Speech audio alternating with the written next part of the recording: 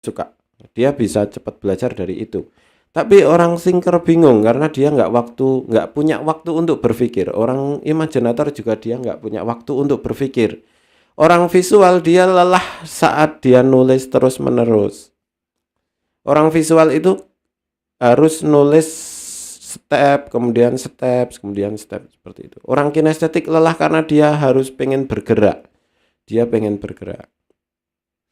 Jadi bagaimana cara yang paling misalkan di kelas jadi guru gitu ya.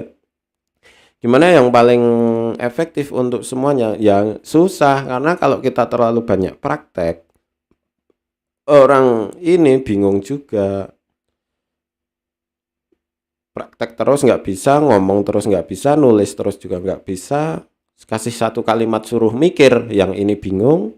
Kali satu kalimat untuk membuat kesimpulan sendiri, yang ini bingung, yang ini bingung, yang ini bingung. Jadi memang tidak secara teori aja ya, itu nggak mungkin membuat sebuah pembelajaran yang benar-benar bisa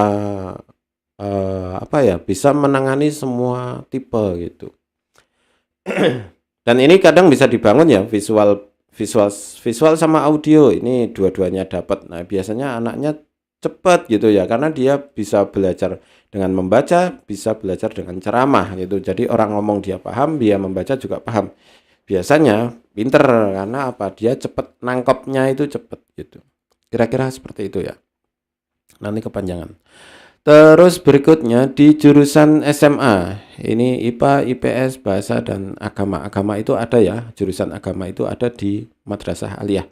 Kemudian untuk personal learning style itu ini hasilnya beda-beda, tiap orang nanti hasilnya beda-beda, silahkan dibaca sendiri saja karena hasilnya beda kita nggak bisa. Dan ini sudah ada penjelasan yang lumayan detail gitu, jadi tidak perlu kita bahas di sini karena hasilnya beda-beda. Kemudian kita masuk ke motivasi. Motivasi itu keinginan. Jadi saat kita tahu motivasi orang, kita bisa mengendalikan dia atau kita bisa memberikan perintah. Kita bisa memberikan perintah ke orang itu. Nah, kata kuncinya afektif itu perasaan, kognitif itu logika, kritis itu bicara, reflektif itu hadiah. Jadi kita misalkan gini, ada anaknya sedang tidur, ibunya ngomong, anaknya tidur suruh mandi mau ke pasar gitu kan ya. Ibunya ngomong, "Nak, ayo mandi lalu kita ke pasar," gitu. "Nak, yuk mandi, pasar, kita mau ke pasar." Orang afektif itu lebih cenderung, "Oh ya Bu," gitu. Karena apa? Dalam perasaan, dia perasaan.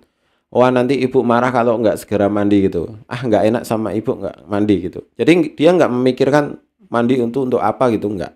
Nah, orang kognitif itu punya logika. Jadi ketika dia, "No, nak ayo mandi," gitu, lalu kita ke pasar. Dia mikir, mau ke pasar kenapa harus mandi gitu loh. Mau ke pasar kenapa harus mandi? Kemudian dia ngomong sama ibunya, nggak mandi aja kan nggak apa-apa toh Bu gitu kan. Dia orang kognitif. Jadi kenapa harus ke pasar mau becek-becek kan gitu? Mau ke becek-becek banyak orang nanti kalau mandi kan nggak efektif juga gitu. Orang kognitif mikirnya gitu. Kemudian orang kritis itu lebih ke bicara atau protesan. "Nah, ayo mandi kita mau ke pasar." Nah, ibu aja belum mandi gitu kan. Jadi orangnya. Nah, orang kritis bicara aja, diajak bicara aja sampai dia puas dengan pembicaraannya, kemudian dia akan mandi dengan sendirinya gitu. Jadi ini banyak protes ya protes. Reflektif itu hadiah, ini yang paling mudah sebenarnya. "Nah, ayo mandi, kita mau ke pasar," ditambahin aja, "nanti kita beli bakso loh," gitu. Nah, itu orang reflektif. Kira-kira seperti itu ya. Nah, dengan mengetahui perasaan ya, dengan mengetahui motivasi atau keinginan, kita bisa memberikan perintah yang lebih cepat. Jadi nggak perlu ribet gitu loh. Kita bisa memberikan perintah yang lebih simple ke anak gitu. Jadi misalkan ya, anak kognitif tapi dipaksa, nggak bisa. Misal dia kan anak kognitif pakai logika. "Nah, ayo mandi kita mau ke pasar." Terus anaknya diem aja. Dalam hatinya kan mikir, "Mandi buat apa sih?" Terus ibunya kan jengkel karena diem aja. "Ayo mandi," kan gitu. Udah langsung dibentak-bentak. Selesai itu. Jadi ketika kita tahu bagaimana misalkan kita mau perintah anak kognitif gitu ya, dia akan pakai logika. Nak, ayo mandi, kita mau ke pasar. Nak, mandi dulu karena kita mau ke pasar. Nak, silakan mandi. Malah bingung tadian. Nah, ayo mandi mau ke pasar. Biar nanti masalahnya kita mau ketemu sama ibunya ini. Kamu mandi dulu biar kelihatan bersih gitu. Jadi kasih apa ya? Kasih alasan kenapa harus mandi. Kasih alasan kenapa harus kita ke pasar. Kasih alasan. Jadi setiap perintah itu ada alasannya gitu. Orang kognitif. Paling enak sebenarnya afektif, karena afektif itu lebih ke perasaannya. Jadi dia nggak mikir tentang logika atau apa-apa. Kira-kira seperti itu. Terus kemudian kita masuk ke sifat. Mempunyai usaha tetap jelas, mudah beradaptasi jelas, bisa mengendalikan sistem otonom tubuh. Ini beberapa kali ditanyakan. Jadi ini nanti akhirnya itu bakat yang bisa dikembangkan ke meditasi seperti itu. Bakat untuk meditasi menyembuhkan diri. Misal saya pusingnya itu dalam meditasi atau berpikir ya, itu pusingnya itu sebenarnya dari mana atau gitu. Nah, orang yang punya bakat ini itu orang yang jadi itu loh, tukang pijet, apa itu namanya apa itu?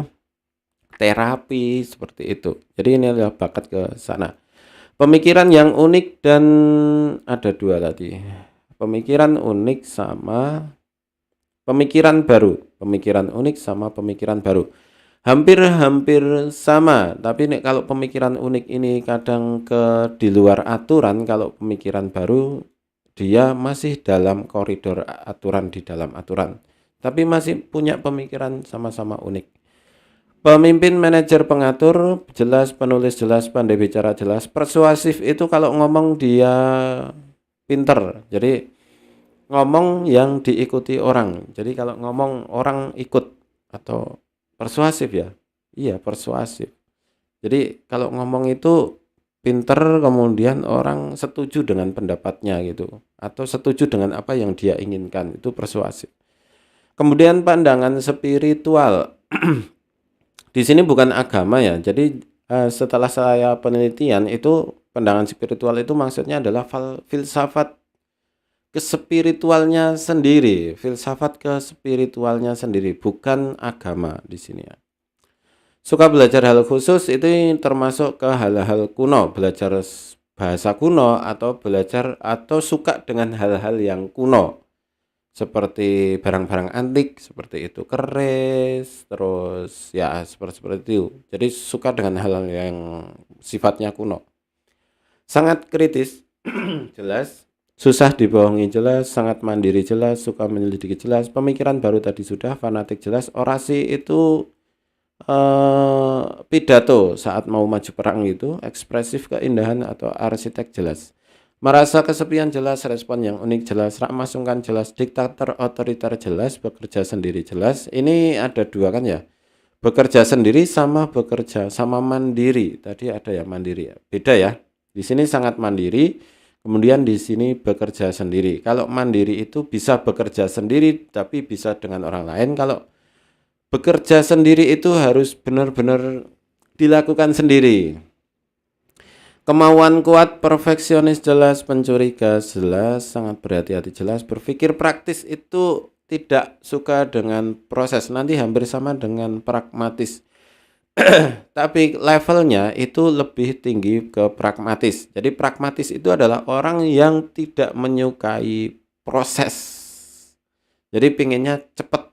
Jadi kalau mau sesuatu nggak mau, misalnya gini ya, saya pengen beli mobil tapi saya belum punya uang. Jadi orang pada umumnya itu nabung dulu, kerja dulu. Tapi kalau orang pragmatis ini enggak. Jadi dia pengen cepat beli mobil. Ya pengen cepat aja. Jadi enggak pengen kerja dulu, nabung dulu, itu enggak. Ya seperti itu.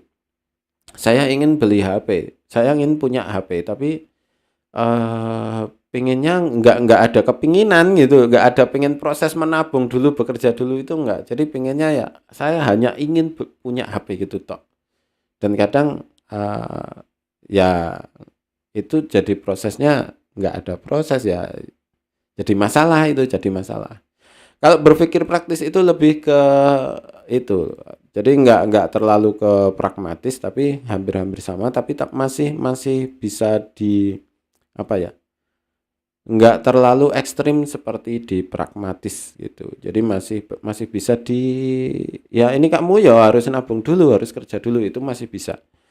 Mendominasi jelas, menolak masa depan jelas, sulit mengendalikan nafsu jelas, labil itu di emosinya nggak stabil, keras kepala jelas, tidak suka perubahan, ambisius jelas, kurang percaya diri jelas, fobia itu ketakutan pada sesuatu, biasanya hilang pada waktu remaja. Kita masuk ke karakter dan pola hidup, dan ini beda-beda tiap orang. Ini beda-beda, jadi setiap orang nanti akan beda-beda, jadi tidak perlu saya bacakan. Kemudian kemampuan super, kreatif dan pengusaha. Jadi ini kemampuan super itu tidak pasti apa ya? Yang baru kita temukan itu hanya 18 item. Jadi kalau misalkan kok ini nanti Anda itu ada yang nggak keluar, misalnya, loh saya kemampuan supernya kok nggak dapat gitu. Ada kemungkinan itu belum kita temukan saja. Nanti kita tambah kalau kita punya penelitian baru, punya hasil baru, nanti akan kita tambahkan untuk hasil kemampuan super ini. Tapi untuk sementara ini baru kita dapat ya, hasil kita itu baru di 18 item ini. Kalau nanti ada tambahan kita tambahkan di sini. Jadi intinya ketika Anda kok nggak keluar kemampuan supernya, ada dua kemungkinan. Satu, memang tidak punya kemampuan super. Yang kedua, kemampuan super Anda belum ditemukan di sini maksudnya. Belum bisa dideteksi maksudnya. Belum bisa dideteksi di analisa ini. Nah, orang yang punya kemampuan super itu biasanya orang yang punya kelemahan super juga. Orang yang punya kemampuan super juga memiliki kelemahan super. Misalnya ya di sini ya, kreatif. Orang yang kreatif itu biasanya